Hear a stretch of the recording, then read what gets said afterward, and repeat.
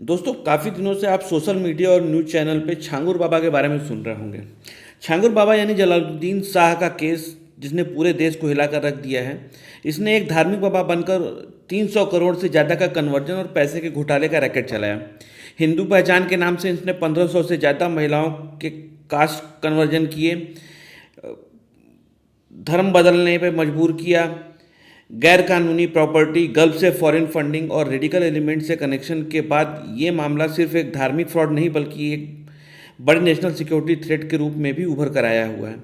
हम इस रिपोर्ट में देखेंगे कि एक्चुअल केस क्या है, ये करता क्या था, मोडस ऑपरेंडी क्या था और इसके इम्प्लीकेशंस क्या क्या हैं। ठीक है, तो झांकुर बाबा बेसिकली इसका असली नाम जो है जलालुद्दीन शाह था। कमर करीमुल्ला भी कहा जाता था इसको। ठीक ना, जलालुद्दीन शाह के नाम से ये फेमस था। इसको फेमस है चांगुर बाबा के नाम से। बेसिकली इसको चांगुर बाबा किस लिए कहते थे, क्योंकि इसके हाथ में 6 फिंगर्स थे, इसलिए इसको चांगुर बाबा कहते थे। तो केस क्या है कि यूपी के Uttar Pradesh anti terrorist squad ATS ने जो है छांगुर बाबा को और इसके एलियास ये नीतू, इसका असली नाम नसरीन है, ये भी इसकी बीबी ही है, इसकी वाइफ है, इसको लखनऊ के होटल प्रेमाइस से अरेस्ट किया। और इनका बेसिक इनके ऊपर क्या है कि ये इन्वॉल्व थे इलीगल रिलीजियस कन्वर्जन और सिंडिकेट के अंदर। ठीक है, तो ये बेसिकली छांगुर बाबा के नाम से फेमस है और ये माधोपुर बलरामपुर डिस्ट्रिक्ट उत्तर प्रदेश का रहने वाला है। ये मुस्लिम है और इसने हिंदू हिंदू नाम है। जैसे छांगुर बाबा आप देखेंगे तो ऐसा पता चलता है कि हिंदू नाम है।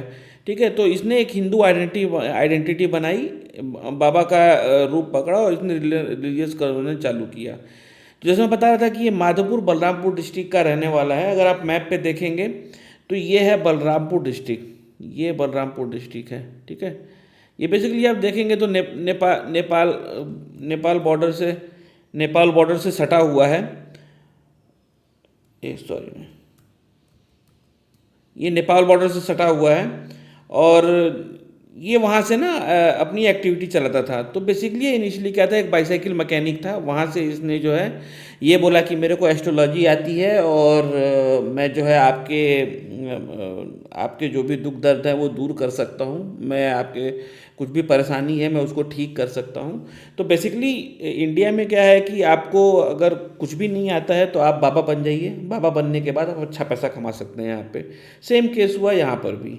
ठीक है, तो अगर हम आपका इसका अर्ली लाइफ देखेंगे तो ये जो है जलालुद्दीन के नाम से जलालुद्दीन जो है ये 2000 से पहले जो है ये बेसिकली जो है साइकिल रिपेयर करता था और स्टोन बेचता था। ठीक है, जो स्टोन हाथों में और गले में पहना जाता है वो स्टोन बेचता था। बाद में इसने अपने आप को एक बाबा हिंदू मिस्टिक के फॉर्म में इसने अपने आप को प्रोजेक्ट किया और कहा कि I am a healer and spiritual guide. मैं आपको जो है ज्ञान दे सकता हूँ, मेरे पास शक्तियाँ हैं कि मैं आपको जो है अगर आप इमोशनली परेशान हैं तो आपको हील भी कर सकते हैं। तो बेसिकली ये इन सब चीज़ों को यूज़ करके अपने फॉलोअर्स को अट्रैक्ट करता था और उनको एस्ट्रोलॉजी एडवाइस भी देता था, रिचुअल सर्विसेज भी देता था। ठीक है, स्पिरिचुअल ब्लेसिंग भी देता था। बेसिकली टारगेट करता था वनरेबल वुमेन, गरीब औरतें हैं ये बेसिकली परेशान रहती हैं, इनको जो है दिक्कत रहती है तो ये जल्दी बिलीव कर लेती है, तो बेसिकली ये वनरेबल रहती भी हैं तो ये उनको टारगेट करता था। ठीक है, अच्छा ये भी क्लेम करता था कि सेलिब्रेट है ये। ठीक है, मतलब ब्रह्मचारी है, इसने जो है कभी जो है किसी को हाथ नहीं लगाया, इस तरह से ये क्लेम करता था। ठीक है, और अब बेसिकली अपने आप को एक स्पिरिचुअल सेंट के रूप में पोर्ट्रे करके इसने अपना एक ब्रांडिंग कर रखी थी और अपने आप को जो है स्पिरिचुअल लीडर बना के लोगों को प्रेजेंट करता था ताकि उनको अट्रैक्ट कर सकें। ठीक है, तो इनका मेन मोडस ऑपरेंडी क्या था कि ये स्पेसिफिकली हिंदू वुमेन्स को टारगेट करता था। अच्छा, हिंदू वुमेन भी कौन, जो विधवा हो गई हैं, जिनका पीछे कोई सपोर्ट नहीं है, कोई देखने वाला नहीं है, कोई जानने वाला नहीं है। ठीक ना, ये उनको टारगेट करता था ये। अच्छा, दूसरा इकोनॉमिकली वीकर सेक्शंस की औरतें थी, उनको टारगेट करता था। इकोनॉमिकली वीकर सेक्शन की औरतें थी उनको टारगेट करता था। S C S T OBC community की औरतें थी उनको टारगेट करता था। बेसिकली प्रॉब्लम क्या है इन कम्युनिटीज़ के अंदर कि जिसके पीछे भी कोई सपोर्ट नहीं है या फाइनेंशियली वीक हैं, वो इन सब बाबाओं के चक्कर में फंस जाते हैं और उनके ऊपर जल्दी बिलीव कर लेते हैं। तो अगर आप पैसे से नहीं हो पा रहा है तो हम स्पिरिचुअल हीलिंग करा के देखते हैं, क्या पता उससे हमारा उद्धार हो जाए। तो ये उस तरह से इनको ट्रैप करता था, ठीक है। अच्छा, उनको क्या बोलता था कन्वर्जन के लिए कि हम आपकी शादी करा देंगे, हम आपको जॉब लगवा देंगे, हम आपको फाइनेंशियल हेल्प कर देंगे। तो इस तरह से उनको जो है ट्रैप करता था ये। तो बेसिकली इसने जो है जो कास्ट डिवाइड है हिंदुओं का, अब आप देख लीजिए SC ST OBC, they basically belong to Hindu, okay, but caste wise है, यादव हो गए, ब्राह्मण हो गए, कुर्मी हो गए, SC ST हो गए, सब ये हिंदू ही होते हैं, ठीक है। लेकिन क्योंकि इंडिया में कास्ट डिवाइड इतना ज़्यादा है तो ये उसको टारगेट करके इनको जो है कन्वर्जन करता था, ठीक है।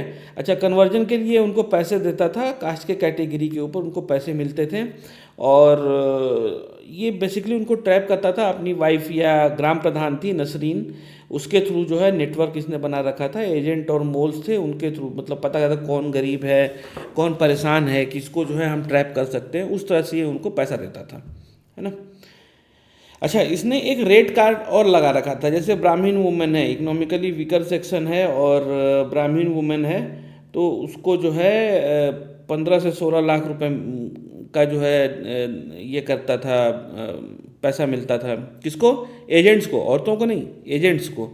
उनमें से कुछ पैसा इनको भी मिलता होगा, लेकिन ये बेसिकली 15 से 16 लाख रुपए डिवाइड होते हैं। OBC वुमेन है तो 10 से 12 लाख, अदर कास्ट है तो 8 से 10 लाख रुपए। तो बेसिकली इसने एक रेट लिस्ट निकाल रखी थी। अब देख लीजिए कितनी गंदी चीज़ है, ठीक ना, कि आप कास्ट के नाम पे आपने रेट लगा रखा है, ठीक है। सिस्टमेटिकली टारगेट करता था बेसिकली हिंदुओं को, और कहा जाता है कि अब तक अप्रॉक्सीमेटली 1500 हिंदू वुमेन को इसने कन्वर्ट किया होगा, ठीक है। अच्छा, इसने अपना इन्फ्लुएंस कैसे बढ़ाया समाज में? इसने बेसिकली बाबा तो था ही, बाबा का तो वैसे ही इन्फ्लुएंस बढ़ जाता है, ठीक है। उसके अलावा इसमें ना इसकी वाइफ ने पंचायत का, लोकल पॉलिटिक्स में पंचायत का चुनाव लड़ा, वहाँ पे ये जीत गई और वहाँ से वो ग्राम प्रधान बनी और वहाँ से इसका इन्फ्लुएंस और बढ़ गया।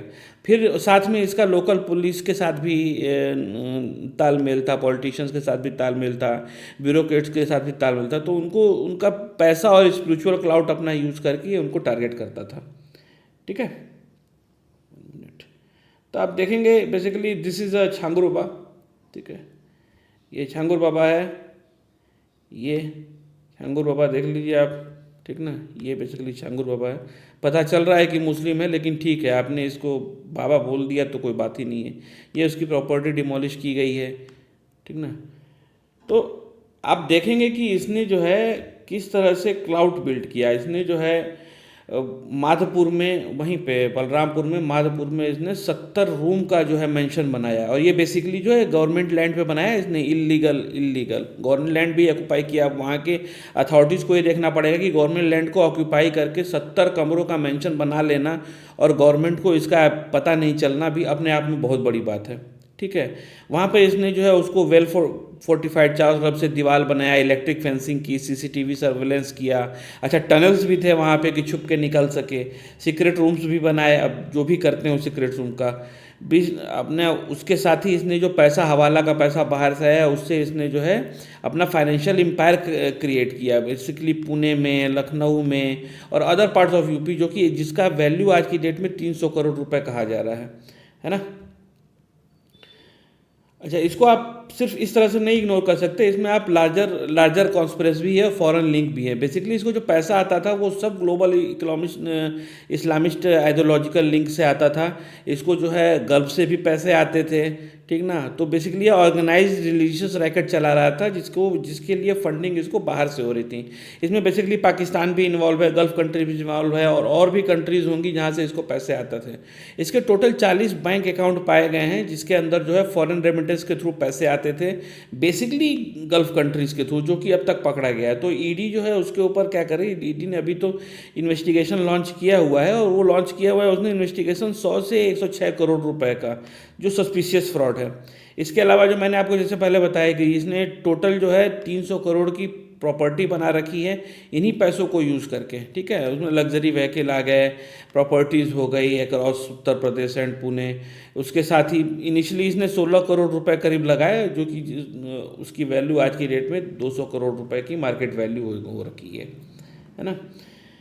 अच्छा, ये ऐसे बच कैसे गया? मतलब कभी कोई किसी ने कुछ बोला नहीं या कहा नहीं, तो ऐसा तो है नहीं। इसलिए रेड फ्लैग्स भी आए साथ में। वहाँ पे लोकल्स ने कई बार रिपोर्ट किया कि भाई लैंड ग्रैबिंग का केस है, सस्पिशियस एक्टिविटीज़ है, क्या करता है क्या नहीं करता है किसी को पता नहीं है, औरतों का जो है एब्यूज़ कर रहा है, ठीक ना। बट पुलिस ने वहाँ पे कोई एक्शन नहीं लिया, ठीक है। तो यहाँ पे जब इंक्वायरी होगी तो पता चलेगा कि ठीक है पुलिस का इन्वॉल्वमेंट इसमें क्या था, ठीक ना। वैसे ही आप देखिए जो की विसिल ब्लोअर था वसीउद्दीन बाबा चौधरी, इसका फॉर्मर एसोसिएट था।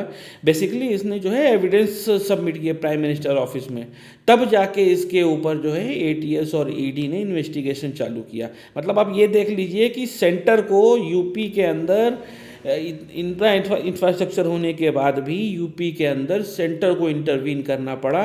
सेंटर की ऑर्गेनाइजेशन एटीएस और ईडी को जो है एक्टिव करना पड़ा, तब जाके इसके अगेंस्ट में एक्शन होना चालू हुआ, ठीक ना। अच्छा, इसका सिंडिकेट जो है बहुत जगह स्प्रेड था, उसमें महाराष्ट्र पुणे हो गया, नेपाल हो गया। अच्छा, इसके लड़के के नाम पे स्विस बैंक में अकाउंट भी है। तो स्विस बैंक अकाउंट का तो आपको पता ही है कि किस तरह से इलीगल एक्टिविटीज़ के लिए पैसे अगर छुपाने हो तो आप यू कैन ईजिली, क्योंकि स्विट्ज़रलैंड जो है वो बेसिकली जो है अपने बैंक के जो भी कस्टमर हैं उनके डिटेल्स को रिवील नहीं करता है किसी भी गवर्नमेंट को, ठीक है। तो ये बहुत बड़ा केस हुआ। अच्छा, इसमें पॉलिटिकल और रिएक्शन क्या आ रहा है? यूपी के चीफ मिनिस्टर ने, तो आपको पता ही है कि बहुत ही एक्टिव हैं। उन्होंने जो है इस केस को एंटी नेशनल बोला है कि भाई ये एक एंटी नेशनल केस है, देश के खिलाफ काम हो रहा है बेसिकली जी, हम इसको बिल्कुल भी बर्दाश्त नहीं करेंगे, तो we should have a zero tolerance approach, ऐसा कह के उन्होंने किया। उत्तर प्रदेश वुमेन कमीशन ने जो अब जागी है जाके, ठीक है, बबीता चौहान है, इन्होंने उसकी डेथ पेनाल्टी, तो किस बेसिस पे डेथ पेनाल्टी मांग लिया पता नहीं, लेकिन ठीक है डेथ पेनाल्टी इन्होंने जो है बोला है कि उसको डेथ पेनाल्टी मिलनी चाहिए। फैशन हो गया, हर चीज़ के लिए डेथ पेनाल्टी मांग लो ना, क्या ही बोले।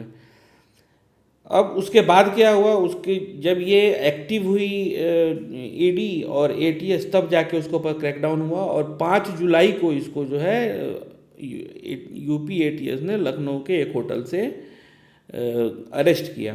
वहाँ पे इसका जो है उसके बाद क्या हुआ, इसका जो इलीगली कंस्ट्रक्टेड मैंसन था उसको ईडी, आईबी और स्टेट पुलिस ने इन्वेस्टिगेशन लॉन्च करके और फाइनेंशियल क्राइम प्रूव करके डिमोलिश कर दिया है। अच्छा, इसके इम्प्लीकेशंस क्या हैं, इसका मैटर क्यों है, छांगुर बाबा के केस मैटर क्यों करता है? बेसिकली तो ये फ्रॉड का केस है और आइडेंटिटी डिफरेंस का केस है। आपने जो है एक हिंदू रिलीजियस फिगर का यूज़ करके हिंदू लड़कियों और औरतों को ट्रैप करके आपने रिलीजन कन्वर्जन कराया है, एक तो केस वो बनता है।